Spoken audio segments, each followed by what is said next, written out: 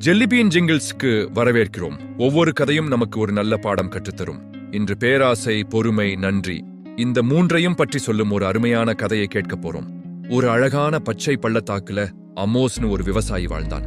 அவன் வாழ்க்கை ரொம்ப சிம்பிள். ஒரு சின்ன வீடு, ஒரு தோட்டம், சில மிருகங்கள், அதுவே அவன் உலகம். ஆனா அவன் மனசு எப்பவும் சந்தோஷமா இருக்கும். எதுகிட்டையும் குறை சொல்ல மாட்டான்.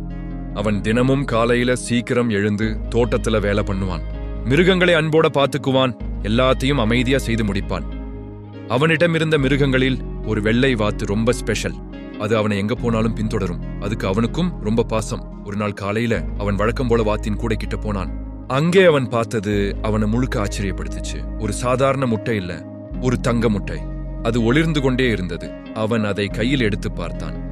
அது உண்மையிலேயே தங்கம்தான் என்று அவனுக்கு புரிஞ்சிச்சு. அவன் உடனே அதை கிராமத்துக்கு எடுத்துக்கொண்டு போனான். அங்கிருந்த ஒரு வியாபாரி அதை பார்த்து, இது உண்மையான தங்கம்னு சொன்னார். அந்த நாள் முதல் ஒவ்வொரு நாளும் அந்த வாத்து ஒரு தங்க முட்டையிட ஆரம்பிச்சது.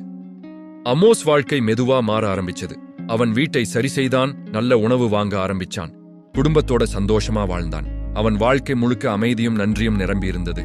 ஆனா ஒரு நாள் அவன் மனசுல ஒரு சின்ன எண்ணம் வந்துச்சு. ஒரு நாளைக்கு ஒரு தங்க முட்டை கிடைக்குது அப்படின்னா எல்லா தங்கமும் வாத்துக்குள்ள இருக்கும் இல்லையா? நான் ஏன் தினமும் காத்திருக்கணும்? ஒரே நாள்ல எல்லாத்தையும் வாங்கிக்கலாமே. இந்த எண்ணம் மெதுவா பேராசையா மாற ஆரம்பிச்சது. அவன் மனசுல ஒரு சண்டை நடக்க ஆரம்பிச்சது. ஒரு குரல், பொறுமையா இரு.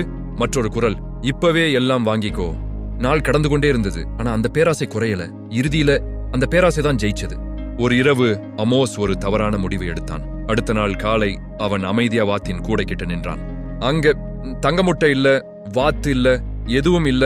அவன் கண்ணில் கண்ணீர் வந்துச்சு. அவன் செய்த தவறு அவனுக்கே புரிஞ்சிச்சு. ஆனா அது ரொம்ப லேட் ஆயிடுச்சு. அவன் அமைதியா உட்கார்ந்து கடைசி தங்க முட்டைய கையில பிடிச்சுக்கிட்டு இருந்தான். முன்னாடி இருந்த ஒவ்வொரு நாளையும் நினைச்சான். அந்த சின்ன சின்ன சந்தோஷங்களையும் அந்த பொறுமையையும் அவன் இப்பதான் புரிஞ்சுக்கிட்டான். அந்த நேரம் ஒரு வயசான அயல்வாசி அவன்கிட்ட வந்து உட்கார்ந்தாரு. சில நேரம் எதுவும் பேசல. அப்புறம் மெதுவா சொன்னாரு, உண்மையான செல்வம் ஒரே நாள்ல வராது, அது மெதுவா வரும். பொறுமையும் நன்றியும் இருந்தாதான் அது நீண்ட நாள் இருக்கும். அமோஸ் அமைதியா கேட்டான். அவன் தன் தவறை முழுசா புரிஞ்சுக்கிட்டான். அந்த நாள் முதல் அவன் மாற முடிவு பண்ணான். மீண்டும் சிம்பிளா வாழ ஆரம்பிச்சான். ஆனா இப்போ அவன் மனசுல ஒரு பெரிய பாடம் இருந்துச்சு. அவன் பொறுமையா வாழ்ந்தான், இருக்கிறத மதிச்சான், மற்றவர்களுக்கு உதவ ஆரம்பிச்சான். அவன் தங்கத்தை இழந்தான், ஆனா அதைவிட பெரிய ஒன்றை பெற்றான். இந்த கதை நமக்கு சொல்ல வர்றது என்னன்னா, நமக்கு கிடைக்கிற நல்ல விஷயங்களை அவசரப்படாம நன்றியோட ஏற்றுக்கணும். பேராசை வந்துடுச்சுன்னா நமக்கு இருந்ததையே இழக்க நேரிடும். எப்பவும் நினைச்சுக்கோங்க, பொறுமையும் நன்றியும் தான் உண்மையான செல்வம். நன்றி. மீண்டும் ஜெல்லிபீன் ஜிங்கிள்ஸ்ல சந்திப்போம்.